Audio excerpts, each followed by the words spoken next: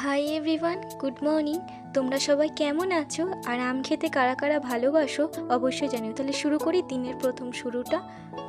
সকালের এই স্নিগ্ধ আলো আর পাখির কিচিরমিচির শব্দে দিনটা শুরু করতে কার না ভালো লাগে। আমাদের গাছে এই জবা ফুলগুলো ফোটে আর সেইগুলোই তোমাদের সঙ্গে শেয়ার করছি। সেখানে জবা ফুল তুলতে গিয়ে দেখি এই আমটা। আগের দিন একটু বৃষ্টি হয়েছিল, ফুল তুলতে গিয়ে দেখি এই আমটা।